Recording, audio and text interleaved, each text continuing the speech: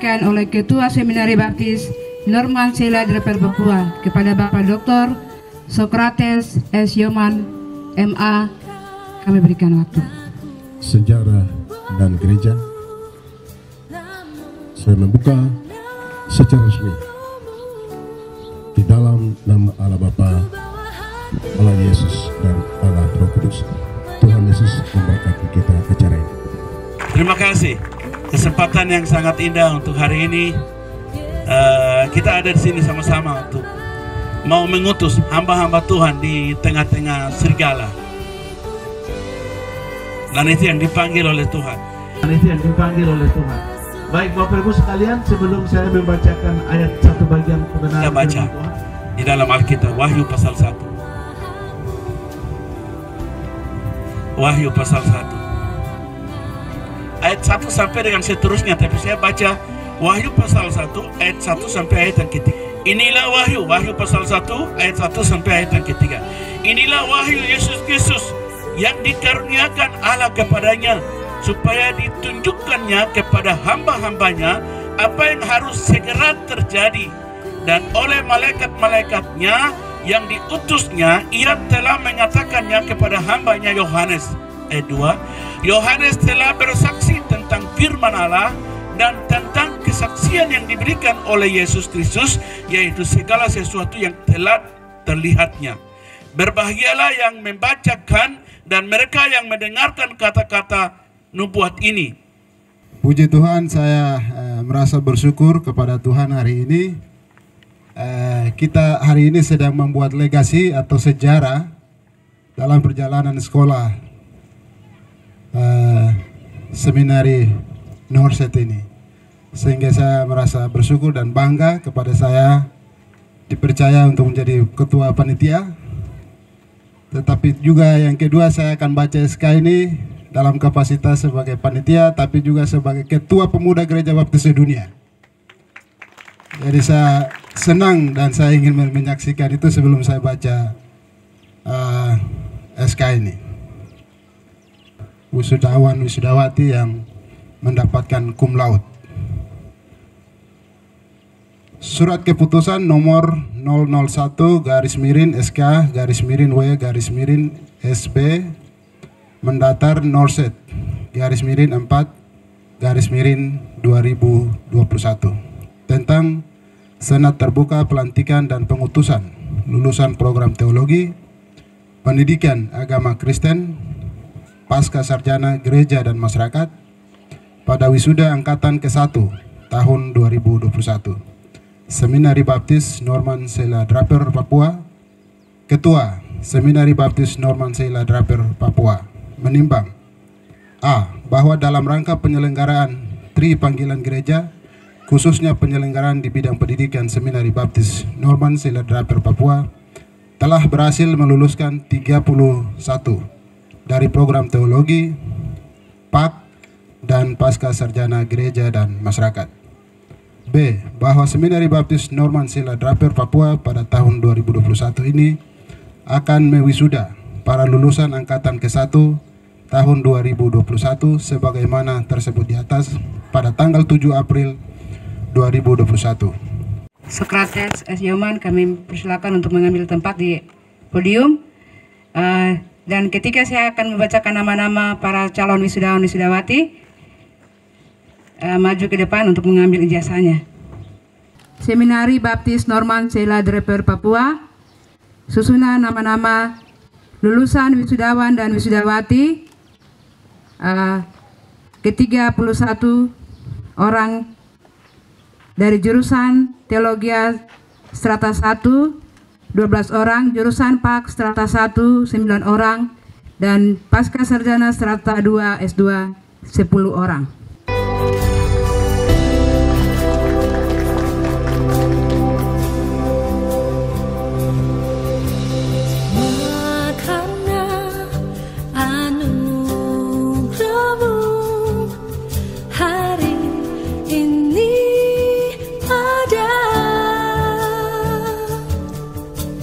Bukankah aku buatku namun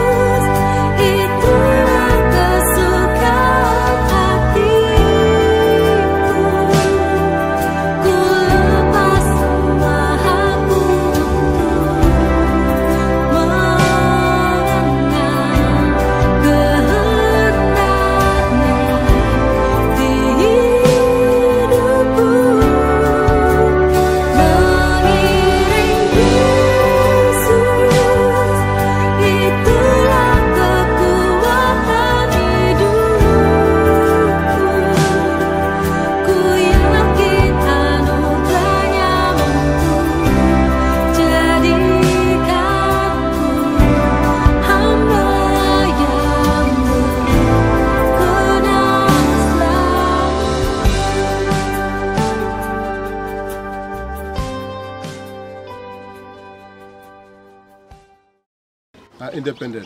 Jadi ada separation, ada pemisahan antara negara dan juga gereja.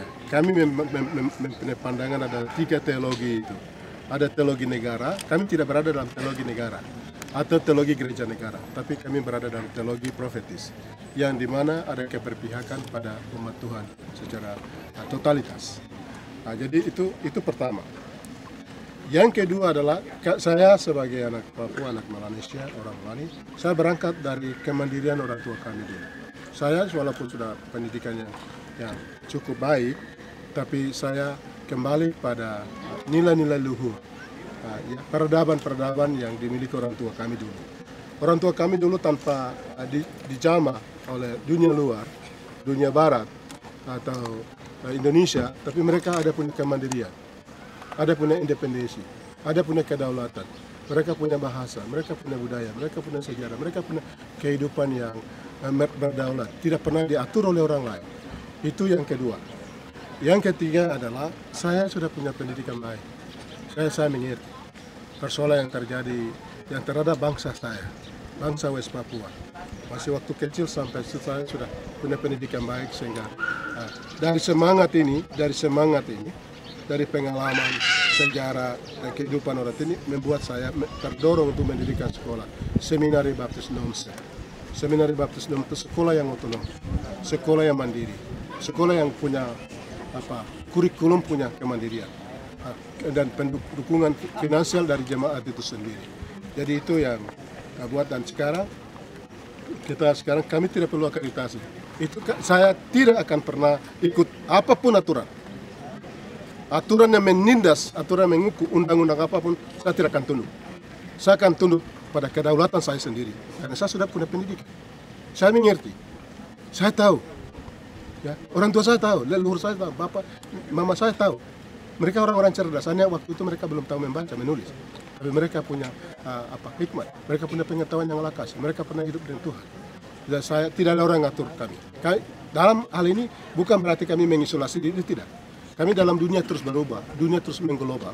Kami akan bersaudara dengan siapa saja, berkomunikasi baik secara lokali, regionali, nasionali, internasionali. Ya, kami akan kerjasama dengan satu. Tidak boleh atur kami, tidak boleh atur, termasuk negara, tidak boleh atur.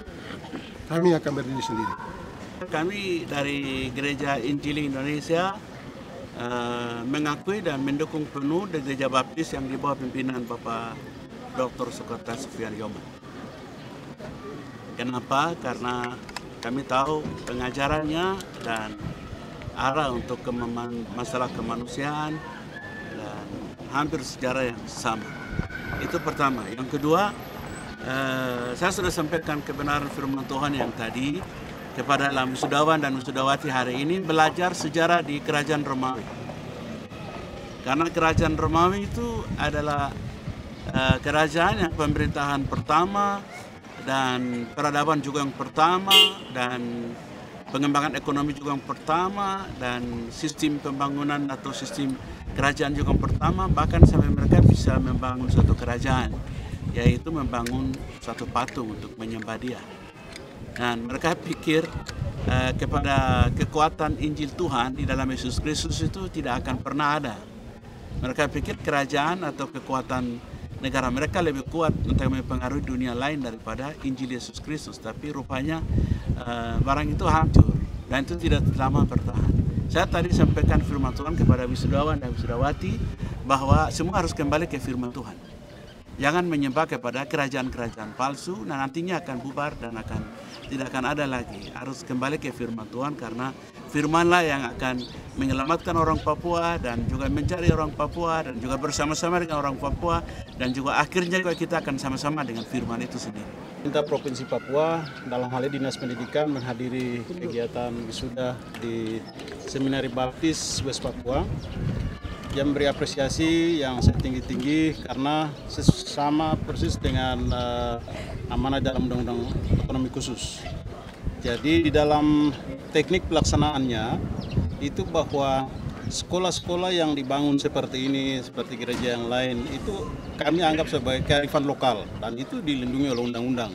di dalam Perdasi nomor 2 tahun 2013. Jadi perguruan tinggi seperti ini pemerintah sudah membuat aturan di situ dengan nama komunitas, akademi komunitas.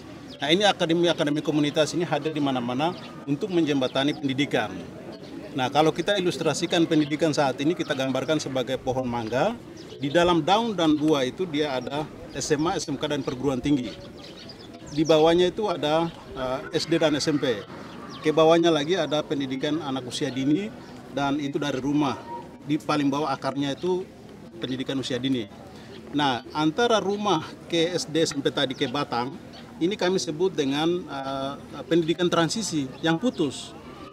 Jadi saya ulangi, dari rumah ke SD SMP ini putus, yang mana seharusnya ada pendidikan transisi. Yang saat ini kalau pemerintah kita sebut PAUD, di dalam gereja kita sebut dengan sekolah minggu. Itu putus di situ. Yang kedua jembatan yang putus adalah dari SD SMP tadi, Batang tadi, menuju ke Daun. Di situ putus. Anak-anak SMP ini dia tidak ada menjembatani mereka untuk memilih masuk SMA atau SMK. Jembatan putus. Jembatan yang ketiga adalah dari SMK tadi, SMK atau SMA menuju ke perguruan tinggi. Itu putus. Ada 3 jembatan.